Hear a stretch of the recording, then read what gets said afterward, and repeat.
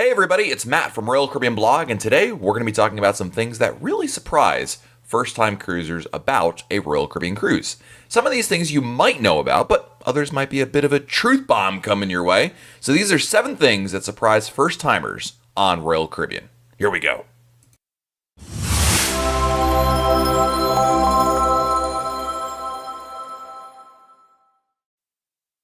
First up is that some things are cheaper if you buy it before the cruise. All too often, people just show up to their Royal Caribbean cruise ready for vacation, and also they pay top dollar for the experiences and offerings that are available on board. There's certainly nothing wrong with doing that, but you can save a lot of money by pre-purchasing certain offerings before the cruise. Things like drink packages and internet can be pre-purchased before the cruise, and you can save a lot of money that way. In many cases, Royal Caribbean promises a discount on select pre-cruise purchases compared to the price on board. Now, the discount savings can vary, especially with the price of the drink and internet packages, but the bottom line is you'll save some money. Not only that, by pre-purchasing, you'll break up the total cost of your cruise before you actually go on your sailing. This provides the ability to help budget a little bit better. And lastly, it's going to save you time on board. You're not going to be standing in line buying stuff. You're going to have it ready to go as soon as you board the ship. Speaking of things to do before your cruise, did you know that if you're going on an Oasis or Quantum class ship, you can actually pre-book your entertainment before the cruise? Yeah, Royal Caribbean allows you to go on their website and pre-book certain shows before the sailing. And now there's no cost to do this, and it basically guarantees you admission into a particular show. Royal Caribbean only allows guests to reserve seats for shows on Oasis and Quantum class ships. All other ships will just have seating available on a first-come, first-served basis, and you don't really need it anyway. But if your entertainment is available to reserve for your cruise, we typically see shows become available for booking online about 75 to 60 days prior to your sail date, but again, your experience may vary.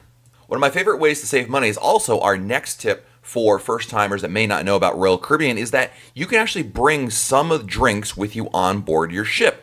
In fact, Royal Caribbean says that guests may bring small quantities of non-alcoholic beverages in a carry-on or hand luggage on board on embarkation day. Specifically, non-alcoholic beverages brought on board may not exceed 12 standard 17-ounce cans, bottles, or cartons per stateroom. Now, distilled water or specialized beverages such as milk for medical purposes, dietary, or infant use are permitted.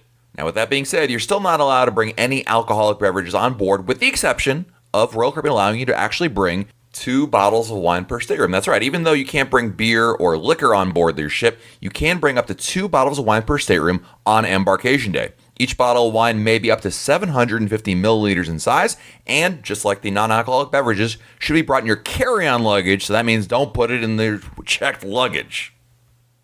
Another thing people don't realize about Royal Caribbean ships is how many activities and things to do there are on the cruise ship. When you're on board a Royal Caribbean cruise, there's a wide array of activities and events taking place every day of your sailing. Any notion of there not being enough to do is quickly dismissed once you take a glance at what's offered on board. Royal Caribbean's activity staff plan a variety of events to fill your time on board the ship. These activities are optional for anyone to enjoy, and first-time cruisers will find a great deal of options to pick from trivia contests to dance lessons, exercise programs to dodgeball games, wine tasting to surfing. There really is something for everybody. From start to finish, your Royal Caribbean cruise will be filled with different activities to take part in, and each activity is optional. Think of them like a restaurant menu. You only enjoy what you want. Most of the activities listed for guests to enjoy are complimentary, which means there's no additional fee. There are, however, certain events that have an additional cost associated with them. It'll be pretty clearly labeled whether an event is complimentary or costs extra. In general, Royal Caribbean tries to offer its guests a wide variety of choices. Having thousands of guests on board its ships means the staff will try their best to have something for everybody. The exact activities offered will vary from ship to ship and sailing to sailing. Royal Caribbean does not publish its activities prior to a cruise, but if you learn the most common activities available on board, it should provide you a pretty good idea of what to expect once you get on your particular sailing.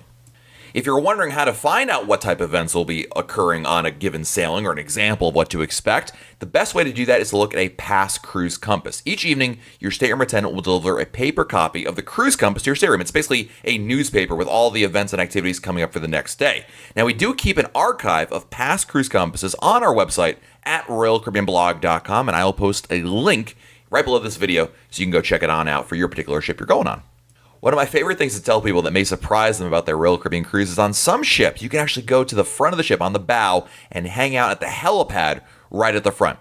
On Voyager, Freedom, and Radiance class cruise ships, you can walk directly to the front of the ship and go out on the helipad, which is a great spot to see the port as you leave, or maybe just enjoy the view of the ocean. It's an incredible spot and definitely a different place to go, and a lot of other guests don't know you can get over there.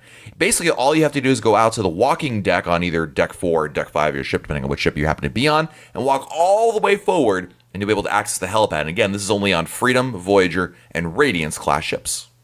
The next thing people don't realize is that if you have two balcony rooms right next to each other, it's sometimes possible to remove the divider between them and open up a much larger balcony. The secret to removing the balcony dividers and opening up your balcony is pretty simple. You just need to ask. Talk to your stateroom attendant and ask if you can have the balcony dividers opened up, because you are friends with the balcony stateroom next to you. To be honest, it really depends on the class of ships. In general, we've heard on Voyager class ships, the practice of opening up balcony dividers is prohibited, but all other class ships seem to allow it. And Freedom class ships seem to be the most consistent in allowing balcony dividers to be opened up. Ultimately, the decision lays with the ship's captain, and of course, if it's physically possible or not.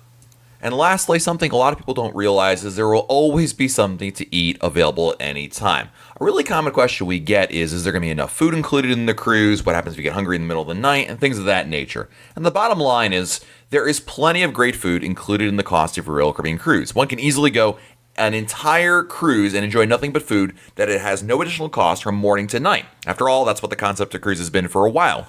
Royal Caribbean ships have different names and venues for its dining options, but every ship will have some basic characteristics among them, and there's plenty of choices to have. No matter what time of day, there will be something available for you. Now, Royal Caribbean has complimentary food and food that costs extra, but there's always something you can choose from throughout the cruise, including room service at the very late hours of the evening. But the bottom line is you'll be able to always have plenty to choose from, and I think if your concern is you're going to go hungry on your cruise, that's probably the last thing that's ever going to happen. If anything, you're probably going to gain some weight on this cruise because there's so much great food on board. So I hope that was helpful. Please let us know in the comments what things you were surprised about on your first Royal Caribbean cruise. Share in the comments what you've seen and done. This is Matt from RoyalCaribbeanBlog.com. Until next time, we'll talk again soon.